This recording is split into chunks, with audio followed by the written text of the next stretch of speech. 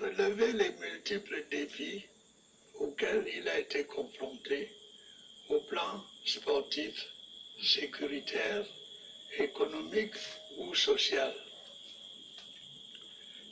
Cette performance, c'est d'abord à vous qu'il la doit, Camerounaises et Camerounais.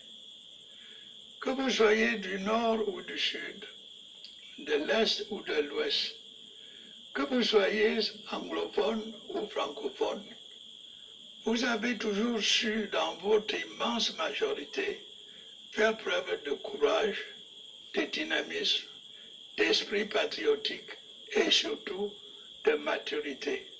Je vous en félicite.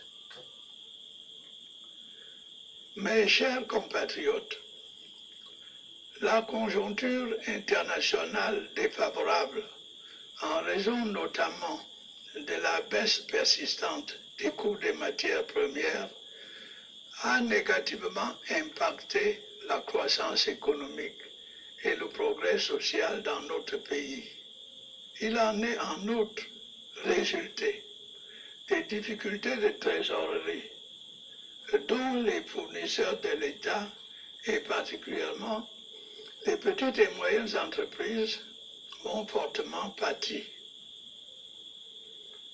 Dans le cadre de ces efforts pour faire face à cette situation, le gouvernement a conclu en juin 2017 avec le Fonds monétaire international un programme économique et financier appuyé par une facilité élargie de crédit.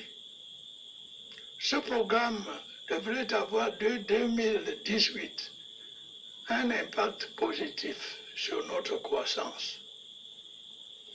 Nous allons, à cet égard, poursuivre nos efforts en faveur de l'optimisation de la collecte des revenus de l'État et de la rationalisation de la dépense publique.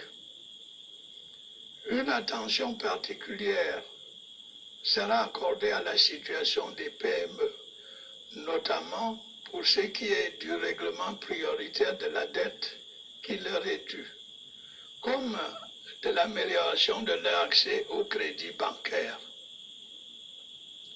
Nous allons également poursuivre résolument l'exécution de nos grands travaux, avec un accent particulier sur les infrastructures routières. Les services de proximité à la population, s'agissant notamment de la fourniture en eau, en électricité et en soins de santé, bénéficieront d'une attention spéciale. La carte sanitaire de notre pays se densifie chaque année avec la construction d'une centaine de centres de santé, de centres médicaux, d'arrondissement et d'hôpitaux de district.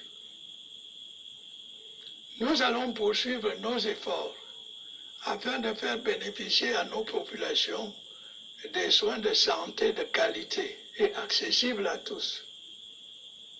C'est dans cette optique que j'ai donné au gouvernement l'instruction de parachever les réflexions relatives à la mise en place progressive de la couverture santé